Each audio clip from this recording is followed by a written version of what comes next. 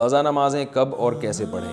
اگر ایک آدمی کی کئی دنوں کی نمازیں قضا ہو اور وہ دن بھول چکا ہو تو وہ ہر دن کی متعین نیت کیسے کرے گا؟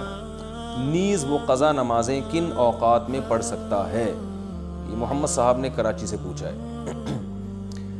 یعنی ان کا خلاصہ یہ نکلا کہ قضا نمازوں میں تو ہمیں نہیں پتہ ہوتا، جو قضاء عمری خاص طور پر پڑھ رہے ہوتے ہیں کہ کون سے دن کی کون سی نماز ہے، تو یہ خوب اچھی طرح سے سمجھ لیں، یہ سوال بہت زیادہ پوچھا جاتا ہے۔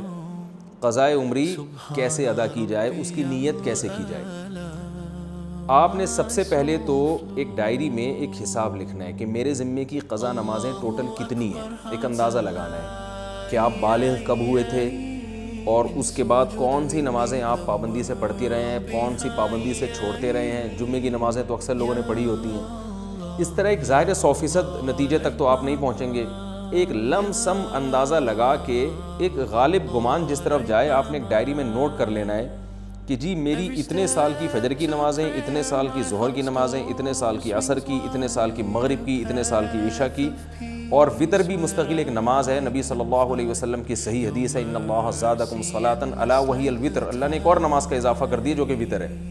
لیکن ظاہر ہے دوسری حدیثوں میں 5 نمازوں کو فرض قرار دیا گیا، تو اس سے پتہ چلتا ہے کہ وطر نہ تو 5 نمازوں جیسی فرض ہے اور نہ بالکل ایسی جیسے عام نوافل ہوتے ہیں۔ تو عبادات میں چونکہ احتیاط کے پہلو کو لیا جاتا ہے، تو اس لیے احناف کا یہ قول ہے، امام حنیفہ کی یہ رائے ہے کہ وطر کے ساتھ سلوک ایسے کیا جائے گا جیسے فرائض والا ہوتا ہے، یعنی قضا پڑھی جائے گی احتیاط کے پہلو کی وجہ سے۔ فرض سمجھا نہیں جائے گا اس کو، کیونکہ نمازیں تو 5 فرض ہیں،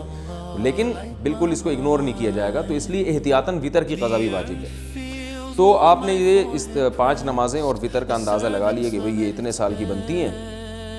اور ایک ڈائری میں آپ نوٹ کر لیں۔ میں ڈائری میں نوٹ کرنے کا اس لیے کہہ رہا ہوں کہ یہ تجربے پر مبنی ایک حقیقت ہے، مشاہدے پر مبنی، کہ جو صرف حافظے پر چلتے ہیں وہ کنفیوز ہی رہتے ہیں ساری زندگی، وہ پھر بھول جاتے ہیں کتنی پڑھی کتنی رہ گئی۔ تو آپ نے ایک چارٹ بنانا ہے کہ بھئی میری فجر کی جیسے سال کی اتنے سال کی نمازیں تو اتنے مہینے اتنے دن، وہ دنوں کے آپ نے کاؤنٹ کر کے لکھ لینا کہ جی میری فجر کی مثال کے بعد 256 نمازیں رہتی ہیں، یا 356 یا 1256 نمازیں میری فجر کی رہتی ہیں۔ تو آپ نے ایک لکھ لیا اس کو، پھر ظہر کا لکھ لیا، عصر کا لکھ لیا، مغرب عشاء اور وطر کا لکھ لیا آپ نے۔ اس کے بعد جب آپ پڑھنا شروع کریں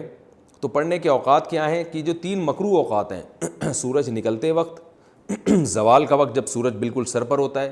اور ایک غروب آفتاب کا وقت جب سورج غروب ہو رہا ہوتا ہے، یعنی غروب سے 20 منٹ پہلے، 15-20 منٹ پہلے، اور فجر میں طلوع آفتاب اور تقریباً 15-20 منٹ کا وقت،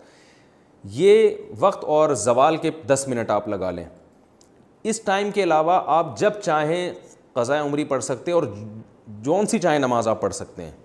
یعنی یہ بھی ہو سکتا ہے فجر